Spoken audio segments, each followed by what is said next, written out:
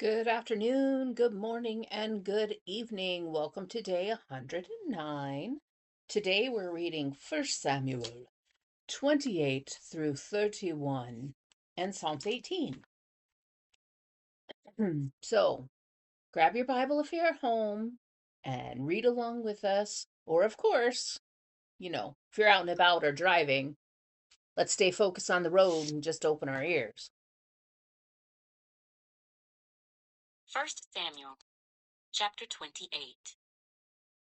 Now it happened in those days that the Philistines gathered their armies together for war, to fight with Israel. And Achish said to David, "You assuredly know that you will go out with me to battle, you and your men." So David said to Achish, "Surely you know what your servant can do." And Achish said to David, "Therefore I will make you one of my chief guardians forever." Now Samuel had died, and all Israel had lamented for him, and buried him in Ramah, in his own city. And Saul had put the mediums and the spiritists out of the land. Then the Philistines gathered together, and came and encamped at Shunem. So Saul gathered all Israel together, and they encamped at Gilboa. When Saul saw the army of the Philistines, he was afraid, and his heart trembled greatly. And when Saul inquired of the Lord did not answer him, either by dreams or by Urim, or by the prophets. Then Saul said to his servants, "Find me a woman who is a medium, that I may go to her and inquire of her." And his servants said to him, "In fact, there is a woman who is a medium at Endor." So Saul disguised himself and put on other clothes, and he went, and 2 men with him. And they came to the woman by night. And he said, "Please conduct a seance for me, and bring up for me the one I shall name to you." Then the woman said to him, "Look, you know what Saul has done, how he has cut off the mediums and the spiritists from the land. Why then do you lay a snare for my life, to cause me to die?"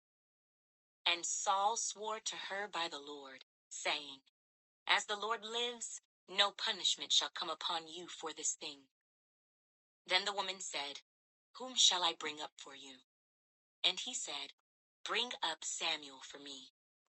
When the woman saw Samuel, she cried out with a loud voice. And the woman spoke to Saul, saying, "Why have you deceived me? For you are Saul." And the king said to her, "Do not be afraid. What did you see?" And the woman said to Saul, "I saw a spirit ascending out of the earth." So he said to her, "What is his form?" And she said, "An old man is coming up, and he is covered with a mantle." And Saul perceived that it was Samuel, and he stooped with his face to the ground, and bowed down. Now Samuel said to Saul, "Why have you disturbed me by bringing me up?" And Saul answered, "I am deeply distressed, for the Philistines make war against me, and God has departed from me, and does not answer me any more, neither by prophets, nor by dreams. Therefore I have called you, that you may reveal to me what I should do." Then Samuel said, "So why do you ask me, seeing the Lord has departed from you, and has become your enemy? And the Lord has done for himself as he spoke by me. For the Lord has torn the kingdom out of your hand, and given it to your neighbor, David, because you did not obey the voice of the Lord, nor execute his fierce wrath upon Amalek. Therefore the Lord has done this thing to you this day.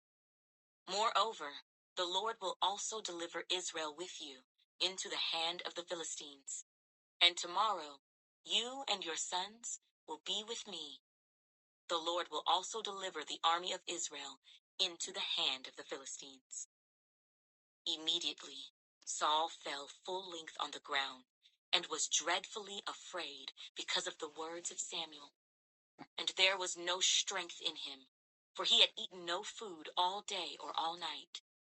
And the woman came to Saul, and saw that he was severely troubled, and said to him, "Look, your maidservant has obeyed your voice, and I have put my life in my hands, and heeded the words which you spoke to me.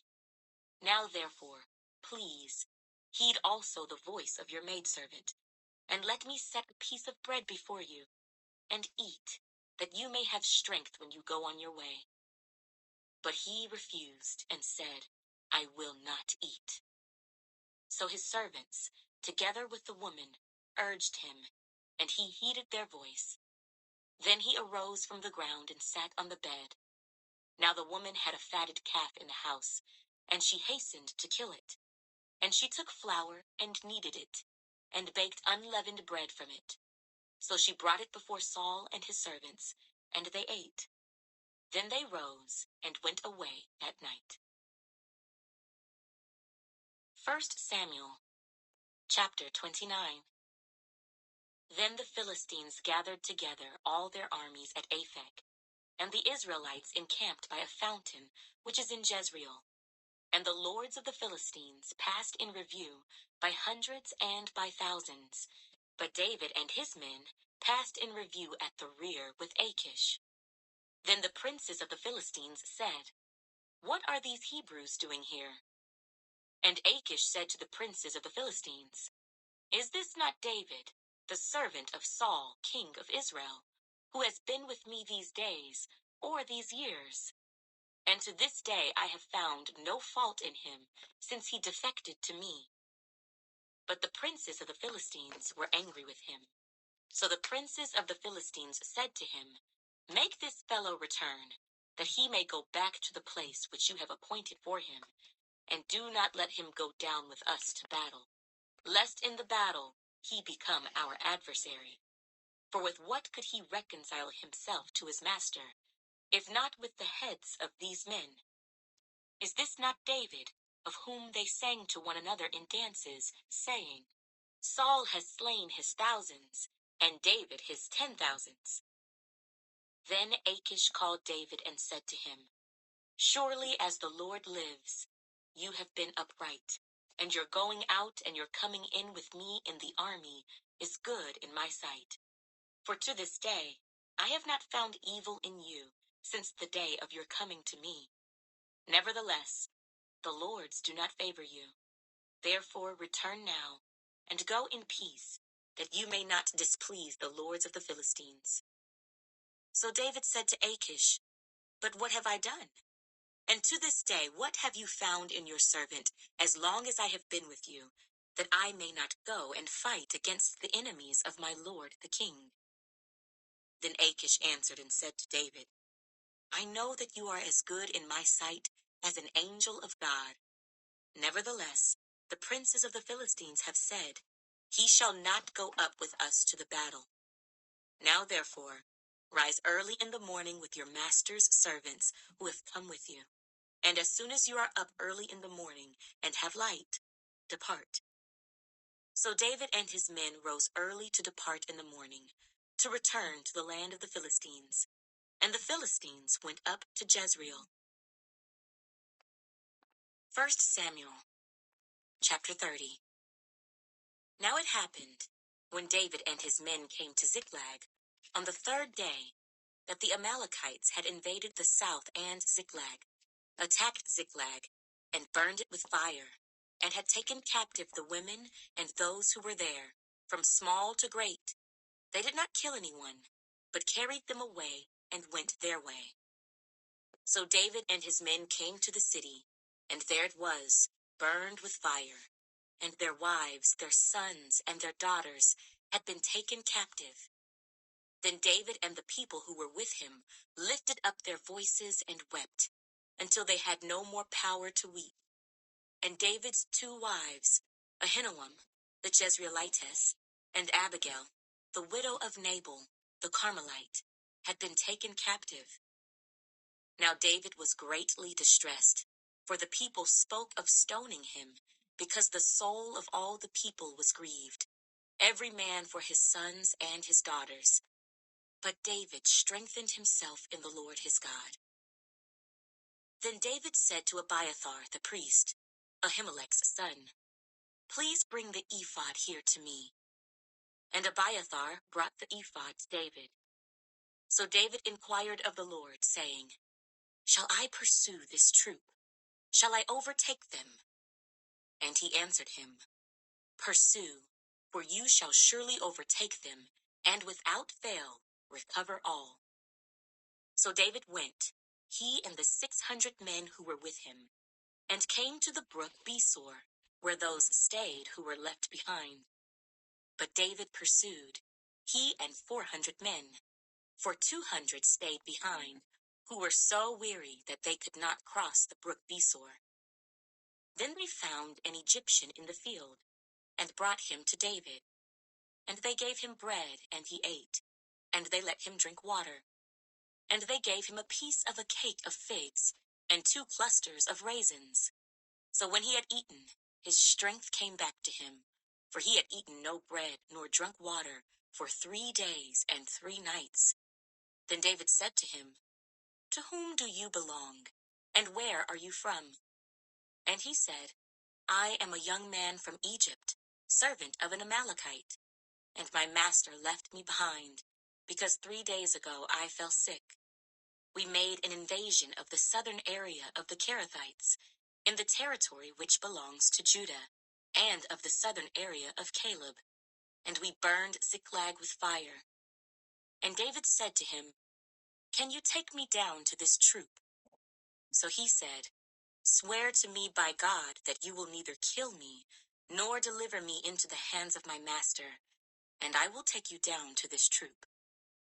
And when he had brought him down, there they were, spread out over all the land, eating and drinking and dancing, because of all the great spoil which they had taken from the land of the Philistines and from the land of Judah. Then David attacked them from twilight until the evening of the next day. Not a man of them escaped, except 400 young men who rode on camels and fled. So David recovered all that the Amalekites had carried away, and David rescued his 2 wives. And nothing of theirs was lacking, either small or great, sons or daughters, spoil or anything which they had taken from them. David recovered all. Then David took all the flocks and herds they had driven before those other livestock, and said, "This is David's spoil." Now David came to the 200 men, who had been so weary that they could not follow David, whom they also had made to stay at the brook Besor. So they went out to meet David, and to meet the people who were with him. And when David came near the people, he greeted them. Then all the wicked and worthless men of those who went with David answered and said, "Because they did not go with us, we will not give them any of the spoil that we have recovered, except for every man's wife and children, that they may lead them away and depart." But David said, "My brethren, you shall not do so with what the Lord has given us, who has preserved us and delivered into our hand the troop that came against us. For who will heed you in this matter? But as his part is who goes down to the battle, so shall his part be who stays by the supplies. They shall share alike." So it was, from that day forward, he made it a statute and an ordinance for Israel to this day. Now when David came to Ziklag, he sent some of the spoil to the elders of Judah, to his friends, saying, "Here is a present for you from the spoil of the enemies of the Lord." To those who were in Bethel, those who were in Ramoth of the south, those who were in Jadar, those who were in Aroer, those who were in Siphmoth, those who were in Eshtemoa, those who were in Rachel, those who were in the cities of the Jerahmeelites, those who were in the cities of the Kenites, those who were in Hormah, those who were in Korashan, those who were in Athak, those who were in Hebron, and all the places where David himself and his men were accustomed to rove. 1 Samuel, chapter 31. Now the Philistines fought against Israel, and the men of Israel fled from before the Philistines, and fell slain on Mount Gilboa. Then the Philistines followed hard after Saul and his sons. And the Philistines killed Jonathan, Abinadab, and Malchishua, Saul's sons. The battle became fierce against Saul. The archers hit him, and he was severely wounded by the archers. Then Saul said to his armor-bearer, "Draw your sword, and thrust me through with it, lest these uncircumcised men come and thrust me through and abuse me."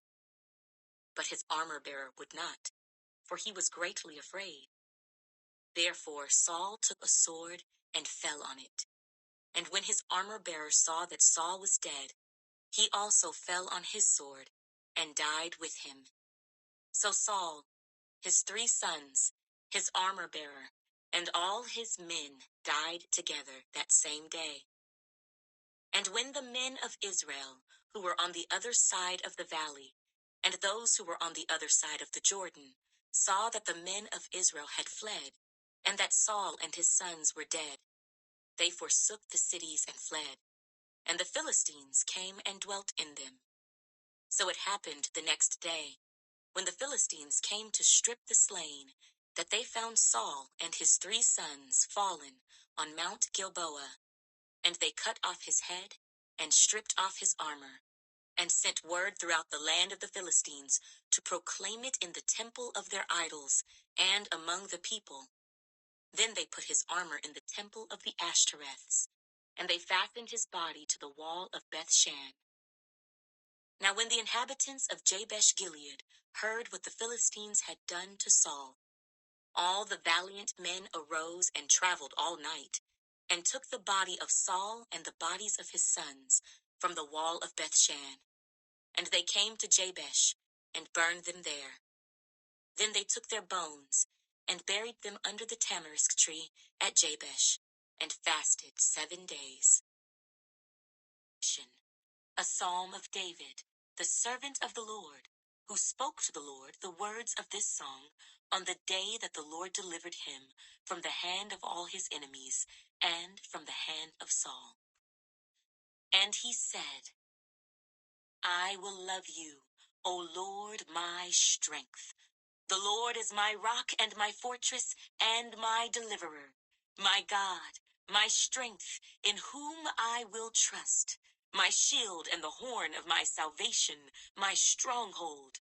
I will call upon the Lord, who is worthy to be praised. So shall I be saved from my enemies.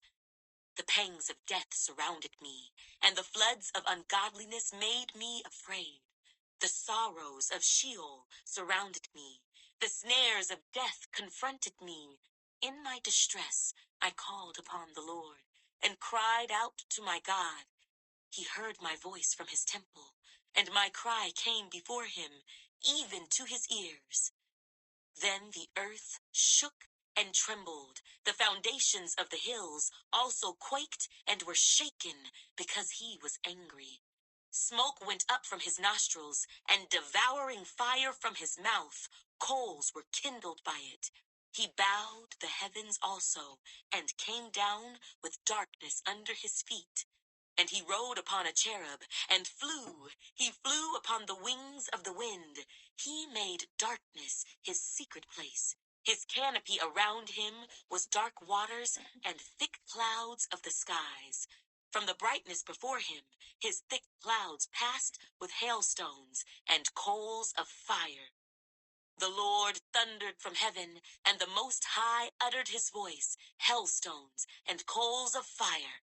He sent out his arrows and scattered the foe, lightnings in abundance, and he vanquished them. Then the channels of the sea were seen. The foundations of the world were uncovered at your rebuke, O Lord, at the blast of the breath of your nostrils. He sent from above. He took me. He drew me out of many waters.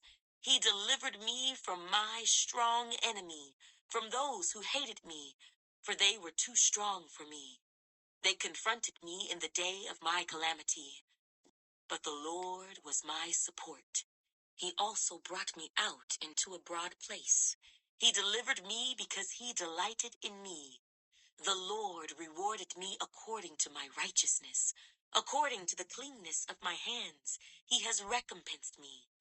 For I have kept the ways of the Lord, and have not wickedly departed from my God. For all his judgments were before me, and I did not put away his statutes from me. I was also blameless before him, and I kept myself from my iniquity. Therefore the Lord has recompensed me according to my righteousness, according to the cleanness of my hands in his sight. With the merciful, you will show yourself merciful. With the blameless man, you will show yourself blameless. With the pure, you will show yourself pure. And with the devious, you will show yourself shrewd. For you will save the humble people, but will bring down haughty looks. For you will light my lamp. The Lord my God will enlighten my darkness. For by you I can run against a troop. By my God I can leap over a wall. As for God, his way is perfect. The word of the Lord is proven. He is a shield to all who trust in him. For who is God except the Lord? And who is a rock except our God? It is God who arms me with strength and makes my way perfect. He makes my feet like the feet of deer and sets me on my high places. He teaches my hands to make war so that my arms can bend a bow of bronze. You have also given me the shield of your salvation. Your right hand has held me up. Your gentleness has made me great. You enlarged my path under me so my feet did not slip. I have pursued my enemies and overtaken them. Neither did I turn back again till they were destroyed. I have wounded them so that they could not rise. They have fallen under my feet. For you have armed me with strength for the battle. You have subdued under me those who rose up against me. You have also given me the necks of my enemies, so that I destroyed those who hated me. They cried out, but there was none to save, even to the Lord, but he did not answer them. Then I beat them as fine as the dust before the wind. I cast them out like dirt in the streets. You have delivered me from the strivings of the people. You have made me the head of the nations. A people I have not known shall serve me. As soon as they hear of me, they obey me. The foreigners submit to me. The foreigners fade away and come frightened from their hideouts. The Lord lives. Blessed be my rock. Let the God of my salvation be exalted. It is God who avenges me and subdues the peoples under me. He delivers me from my enemies. You also lift me up above those who rise against me. You have delivered me from the violent man. Therefore I will give thanks to you, O Lord, among the Gentiles, and sing praises to your name.